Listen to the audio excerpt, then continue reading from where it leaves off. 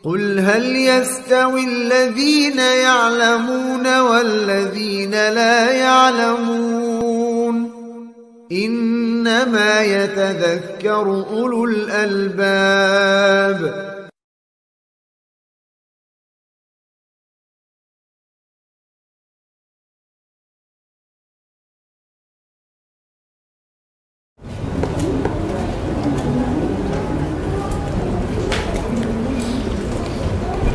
Pertanyaan berikutnya, bagaimana adab dan sikap kita kepada orang yang perkataannya dalam berdakwah Masya Allah tapi belum terwujud dalam pengamalannya, mendakwahkan keadilan tentang amanah, tentang tepat janji, tapi belum teraplikasi dalam amalnya dan bahkan lalai perkataannya tidak sesuai dengan perbuatannya. Ya. An-nasihah, nasihat. Ad-dinun nasihah, agama itu adalah nasihat. Ini kita nasihati pada seorang yang sering berkata amanah tapi dia tidak amanah. Kita nasihat. Tidak ada sesuatu yang akan memberikan perubahan melainkan an-nasihah. Ad-dinun nasihah, agama itu nasihat. Dan perlu juga diingat ya bahwa manusia ini ya mungkin dia mudah untuk berkata tapi sulit untuk mengamalkannya. Keinginan dia terhadap suatu perbuatan baik itu sangat tinggi, tetapi upaya untuk melakukannya kurang. Oleh karena itu hendaklah kita motivasi diri kita untuk selalu melakukan kebaikan, karena fi'lul khair, yaitu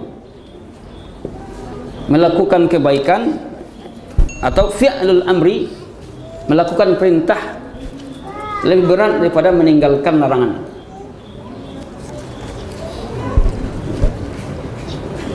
Atau mengamalkan, beramal itu ya lebih susah daripada ilmunya dimiliki tapi mengamalkan tidak. Sehingga wajarlah Nabi berdoa.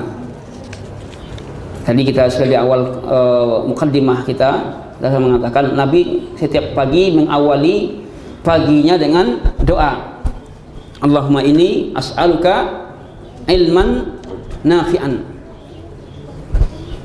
Ya Allah, aku mohon kepada Engkau ilmu yang bermanfaat, wa rizqan tayyiban, rezeki yang baik, wa amalan mutaqabbala, amal yang terima.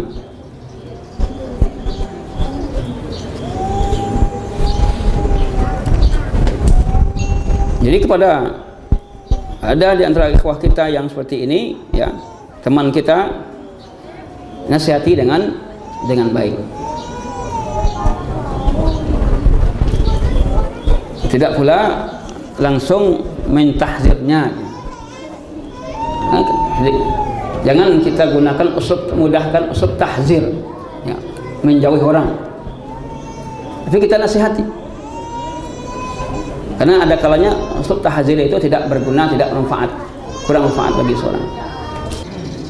Terkait dengan mencintai Allah, katakan tentang mencintai keluarga kita, rasa rindu pada keluarga ya. Mencintai keluarga, anak, istri, itu termasuk juga mahabbah tabi'iyah, mahabbah tabiat manusia, mahabbah yang telah difitrahkan, yang Allah telah memfitrahkan kepada manusia, cinta kepada anak. Cinta kita kepada anak, apa yang dimintanya kita ingin penuhi. Cinta kepada keluarga, istri kepada istri ya. Ini mahabbah tabi'iyah. Mahabbah tabi'iyah ini ya ada pada setiap manusia. Allah berikan. Kalau tidak ada mahabbah tabi'iyahnya, ini berarti orang ini ada kelainan. Ya. Namun ada mahabbah, ya. Yang lebih daripada itu, mahabbah kecintaan kita kepada Allah, kepada Rasulnya, apabila perintah Allah dan Rasulnya berseberangan dengan perintah manusia. Nah, disinilah ujian tadi. Keinginan manusia, keinginan keluarga kita berseberangan dengan keinginan Allah dan Rasulnya. Ini ya, tolak ukurnya adalah ketika kita mampu mendahulukan perintah Allah. Maka disinilah tanda bahwa kita telah mendahulukan ya, perintah Allah dan Rasulnya daripada perintah manusia tadi, perintah keluarga.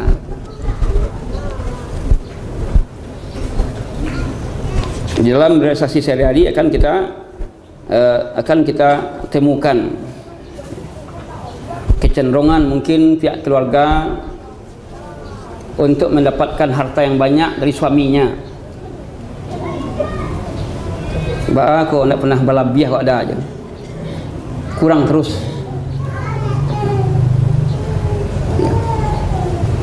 Memenuhi keinginan tadi kan kita akan dicintai oleh keluarga atau istri tadi. Sementara jalan untuk berlebih itu hanya bisa kalau melakukan perbuatan yang haram, ya, korupsi, manipulasi, ya. Sementara Allah melarang melakukan hal demikian. Nah, ketika kita mendahulukan larang Allah tadi, ya, agar itu untuk ditinggalkan karena wujud cinta kita kepada Allah dan apa keinginan dari keluarga kita tidak kita penuhi, ya, kita lebih mendahulukan perintah Allah atau syariat ini menandakan bahwa kita sudah mendahulukan perintah Allah daripada keinginan keluarga tadi. Itu salah satu contoh atau salah satu ya tolak ukurnya. Segala sesuatu yang berseberangan dengan perintah Allah, perintah manusia, keinginan manusia yang berseberangan dengan perintah Allah, keinginan manusia itu kita kesampingkan, keinginan Allah yang kita dahulukan. Ini menandakan kita sudah mendahului perintah Allah Subhanahu wa taala.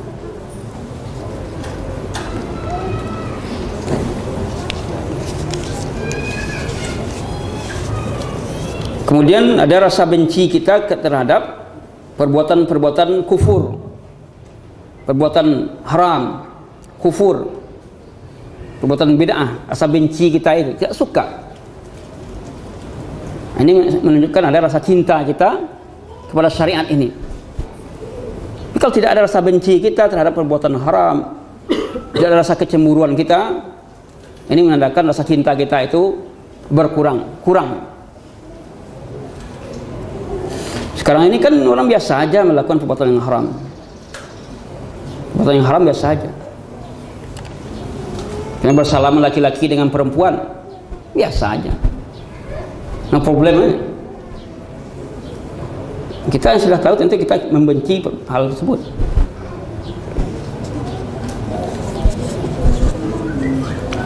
Ustaz, musik itu kan haram. Jadi anak tinggal di lingkungan yang sepertinya anak kurang suka.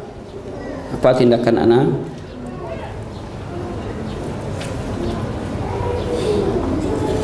Ya. Man ra'a minkum munkaran falyughayyir biyadihi. Siapa yang melihat ya kemungkaran maka rubahlah dengan tangannya jika ia sanggup. Amal lam yastati', kalau dia tidak sanggup maka rubahlah dengan al-lisan, bisa dengan lidahnya atau an-nasihat. Siapa yang tidak sanggup maka rubahlah atau ingkarilah dalam hatinya. Wa dzalika adhaful iman, itulah selemah-lemahnya iman. Jadi dalam mengingkari kemungkaran, ya, apabila kita berada di lingkungan perbuatan yang mungkar, ya, atau melihat kemungkaran, tatkala kita punya kompetensi untuk merubah dengan tangan, kita bisa merubahnya dengan tangan. Itu pun kalau ada kompetensi kita ya, seperti kita ada seorang aparat atau kita sebagai seorang kepala rumah tangga, kemungkaran itu terjadi di dalam rumah tangga kita sendiri, kan kita punya kompetensi untuk merubahnya itu. Atau kita pimpinan dalam suatu perusahaan, kan kita punya kompetensi untuk merubahnya, maka rubah dengan tangan, dengan kekuasaan kita. Apabila ini tidak bisa kita lakukan, ya karena banyaknya hambatan-hambatan mungkin terjadi kelemahan kita, maka dengan al-lisan, fabilisan, dengan lidah. Lidah inilah dia an-nasihat tadi. Nah, tentu dengan tetap menjaga ya mura'atu al-adab, menjaga adab-adab dalam amal nahi mungkar. Dengan lemah lembut, dengan bahasa-bahasa yang santun, bukan dengan bahasa-bahasa kebencian atau bahasa-bahasa emosional, tapi adalah bahasa-bahasa yang membuat orang ini ya bisa tersentuh dengan bahasa tersebut. Karena apabila kita merubah kemungkaran ya dengan bahasa yang perasaan tidak menerimanya, maka mungkin akan datang kemungkaran yang lain. Ya, contohnya musik itu haram. Woi, haram matian. Haram, terus matikan. Apakah ini bisa terwujud? Artinya apakah ini bisa dicegah dengan perbuatan tadi? Nah, istilahnya nanti orang ini akan marah gitu. Nah, tapi kalau kita katakan ini kita adakan pendekatan terlebih dahulu tentang masalah musik atau nyanyian ini kepadanya, bisa jadi dia belum tahu tentang hukum musik ini. Sebab musik, karena musik dan nyanyian ini jangankan orang-orang awam, ya, orang-orang yang sudah berkaliber, ya, ustadz atau dai masih suka dengan musik. Tidak langsung mungkin masyarakat yang belum paham tentang musik kita langsung mengatakan haram, tapi adakan pendekatan untuk pemahaman terhadap, atau mungkin ya sekiranya musiknya ini mengganggu, ya kita minta kepadanya untuk dipelankan dulu, karena ini menyangkut kebiasaan seorang. Jadi tindakan kita dalam hal ini mengingkari perbuatan itu, atau kalau bisa memberikan nasihat, mengadakan pendekatan melalui nasihat, lebih baik. Atau mungkin juga pernah dilakukan oleh para ikhwah ya. Ketika kita di atas mobil kan, bunyikannya musik, Pak sudah pernah mendengar radio 95,1 FM nak? Baiknya itu yang dibunyikan itu ilmu, kalau ini tidak. Nah, ini bisa juga kita mengarahkan. Ada peluang-peluang dakwah untuk ya menyampaikan demikian. Belum lagi ya, cobalah di tempat bagus. Mana tahu ya, melalui radio itu dia akan dapat ilmu. Maka ada informasi yang awalnya dia mendengarkan sekali dua kali, akhirnya itu aja yang didengarkan siaran, ya itu aja yang putarnya terus. Wallahu a'lam bishawab.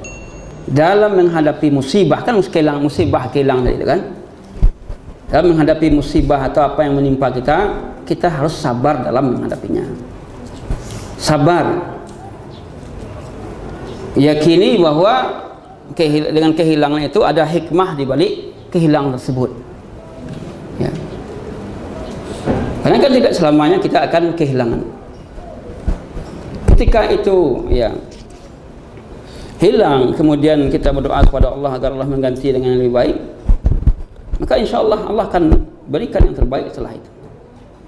Jangan sampai kita berputus asa dari sesuatu yang menimpa kita, kehilangan sesuatu,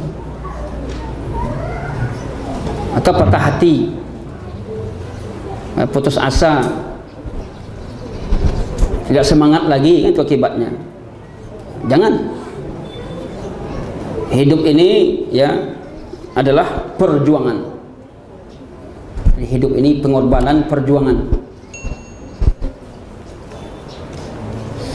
Apabila kita tidak mau berjuang dalam kehidupan ini, ya jelas kita tidak akan bisa merasakan kenikmatan hidup.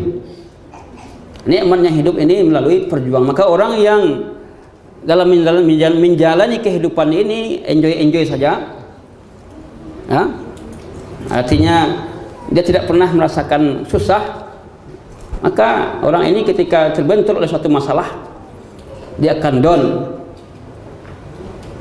apalagi tidak dibarengi dengan ilmu. Jadi semua permasalahan dalam hidup ini tetap akan ada saja permasalahan. Jangan kita berharap ketika kita mendapatkan kenikmatan tidak ada masalah, ketika kita mendapatkan kelebihan tidak ada masalah. Anda tetap ada masalah. Setiap pekerjaan yang kita lakukan ada masalah, ada risikonya. Jadi itu menghadapi ini bersabar, iman pada ketentuan Allah. Ya. Apabila kita kehilangan sesuatu, kita relakan itu, kita redai, maka insya Allah Allah akan mengganti dengan hal yang lebih baik. Kaitannya adalah dengan pernikahan, dan itu pun seperti Rabana dan yang menyanyikannya perempuan di hadapan perempuan juga. Sementara yang ada sekarang bagaimana? Yang ada sekarang sama enggak kiasnya itu? Enggak sama. Tidak sama. Jadi nasyid atau nyanyian itu, ya, nyanyian atau nasyid itu dibolehkan dalam hal-hal tertentu, sangat muqayyad, sangat terkait, dan ada syarat-syaratnya. Nah sekarang kan tidak. Kasidah pun adik kakak yang dangdut. Kasidah ya balik kakak dengan dangdut, saudara dengan dangdut. Susah kita untuk membedakan sekarang. Ini kasidah. Jangan dikira bahasa Arab itu baik semua. Ya, kasidah itu kan nyanyi, Quran yang dinyanyikan. Siapa bilang? Padahal yang disebut ya habibi, ya habibi, ya habibati, apa artinya itu? Kekasihku. Nah ini, tidak setiap bahasa Arab itu bagus. Ini yang perlu kita perhatikan.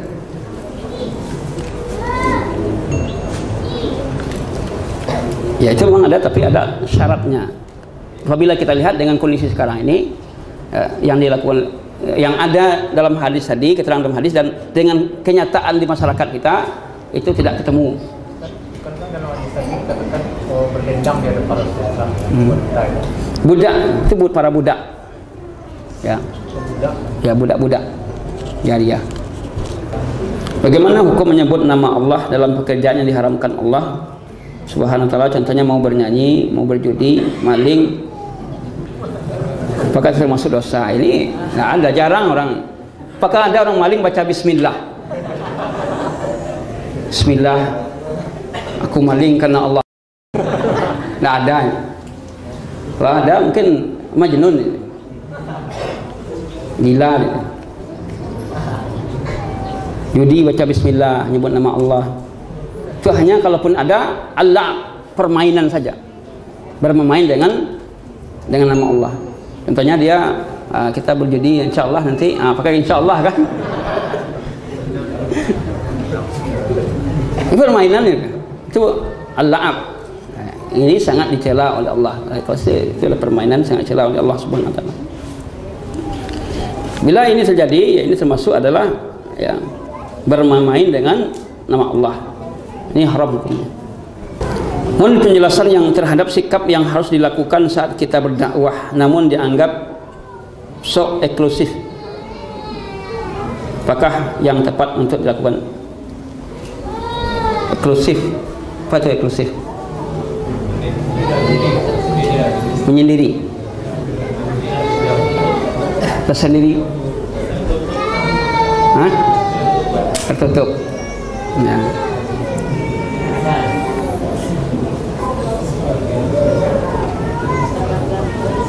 Wah, dakwah Islam itu, dakwah salaf, dakwah Rasul itu tidak tertutup. Kita tahu bahwa kita kenal bagaimana masyarakat jahiliyah dahulu lebih parah dengan masyarakat sekarang ini. Lebih parah. Apakah Rasulullah, para sahabat ketika itu tidak bergaul, tidak bermuamalah dengan lingkungan yang lain? Mereka berjual beli kok? Enggak ketemu-temu atau enggak tegur sapa? Maka Rasulullah dan para sahabatnya adalah tauladan kita, mencontohkan wa khaliqin nas bi khuluqin hasanin. Pergaulan manusia dengan pergaulan yang baik. Dianggap eksklusif, ini mungkin ada sebagian dari kaum muslimin atau ikhwah yang mungkin dalam muamalahnya, dalam sikapnya berdakwah ya mungkin keras ya.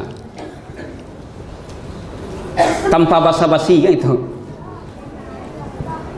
Haram ya haram. Ya bid'ah ya bid'ah. Sementara masyarakat belum mengenal gitu. Ini yang dianggap oleh masyarakat bahwa ini dakwah ini ya eksklusif. Ini yang mungkin kita perlu kembali mempelajari ya dakwah atau metode dakwah yang baik, yang benar. Dakwah dengan hikmah. Karena ikhwan fillah, berdakwah itu sama dengan dokter. Kalau dokter mengobati orang kena bisul, apakah supaya bisulnya meletus dipukul kuat-kuat? Gimana jawabannya? Mungkin dokternya akan dipukulnya, dokternya akan ditinju.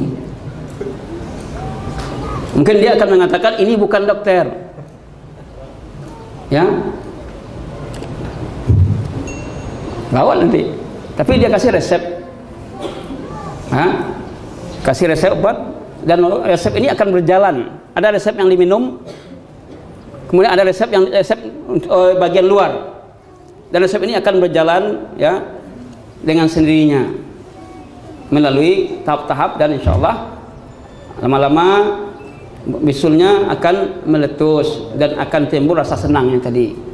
Nah, demikian kita dalam berdakwah ini ibarat seorang dokter. Namun bukan berarti adalah kita lembek atau yang hak itu kita korbankan. Ini juga tidak.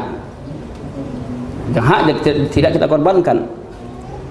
Selama ini adalah kita melihat wah di masyarakat kita banyak para duat, mereka ini tahu ya mandi kali 7, mandi 2 hari itu tidak ada sunnahnya, tetapi tidak pernah dijelaskan ke masyarakat atau tidak punya sikap yang akhirnya ya buya-buya dai-dai tetap hadir juga, akhirnya diaminkan ini adalah suatu yang benar sehingga menganggap ini tidak apa-apa. Coba kalau dai atau buya itu ya dia bersikap bahwa ini tidak ada sunnahnya, kalau saya memang secara pribadi tidak bisa hadir, mohon maaf saja, tidak bisa hadir karena tidak ada sunnah. Ini kebiasaan-kebiasaan yang jauh daripada ajaran agama kita. Katakan itu saja. Yang perkataan ini yang tidak pernah muncul atau jarang muncul di masyarakat kita, akhirnya menganggap bahwa itu boleh. Sebenarnya masyarakat kita ini mereka sebagian ada kita tidak bisa menyalahkan 100% dari mereka ini. Tapi kesalahan itu adalah ada di sebagian para penyeru dakwah. Penyeru dakwah. Mereka tidak mencegahnya. Tetap mengaminkan hal tersebut. Akhirnya lama-lama jadi kebiasaan merubah tahap berikutnya menjadi syariat. Akhirnya dianggap biasa. Wallahu alam bishawab. Sebelum memulai aktivitas kerja di kantor, dalam apel pagi dirutinkan untuk berdoa sebelum beraktivitas yang dilakukan sebelum apel pagi. Selesai atau membaca Ummul Quran, Al-Fatihah, apakah ini termasuk perkara diperbolehkan ya? Berdoa mulai aktivitas diperbolehkan. Mohon pada Allah agar pekerjaan kita hari ini ya diberkati. Akan tapi permasalahan sini adalah terletak dari pelaksanaan, kaifiyat, cara pelaksanaannya tadi, yaitu melalui dipimpin tadi. Apakah kalau tidak dipimpin kita masing-masing tidak berdoa kepada Allah? Kenapa kita berdoa kepada Allah kalau hanya diingatkan ketika dipimpin?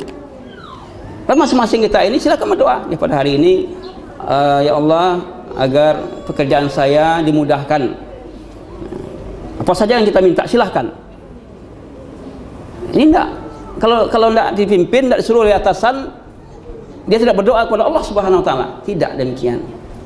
Jadi permasalahannya adalah kalau kita berdoa memulai sesuatu, ya itu tidak ada permasalahan, boleh. Hanya saja di saat ini mulai dipimpin, dirutinkan dan dirutinkan, maka tidak ada sunnahnya. Dibacanya sendiri-sendiri saja kalau kita berdoa kepada Allah. Kita membaca Ummul Quran, Fatihah,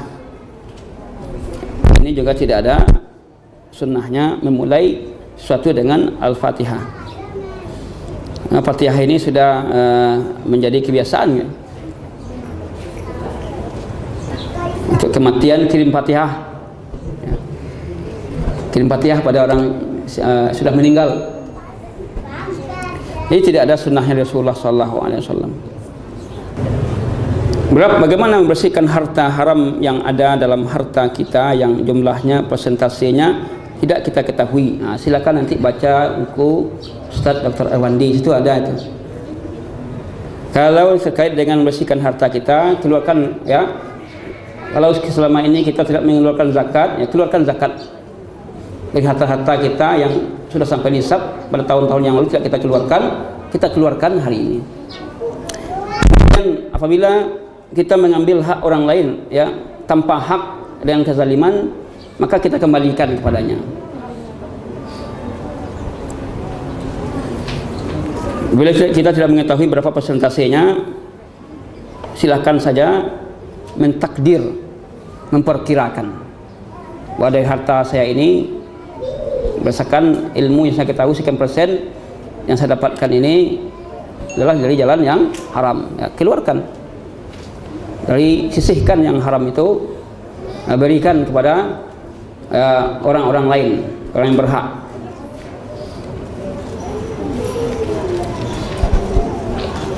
Ya seperti sebagian orang ya, ada hartanya, banyak hartanya didepositokan ya, deposito di bank ya kan. Uangnya banyak, bunganya saja sekian ya, jadi bunganya ini nggak usah diambil. Kalau diambil, silahkan berikan ya kepada bahan bangunan atau fasilitas umum, jalan, jembatan, sehingga masyarakat kita tidak menikmatinya dalam bentuk konsumtif ya, makanan. Wallahu a'lam bishawab. Demikian yang bisa kita sampaikan, saya jelaskan. Kita akhiri dengan kafaratul majelis. Subhanakallahu wa bihamdik, asyhadu an la ilaha illa anta, astaghfiruka wa atubu ilaik. Assalamualaikum warahmatullahi wabarakatuh.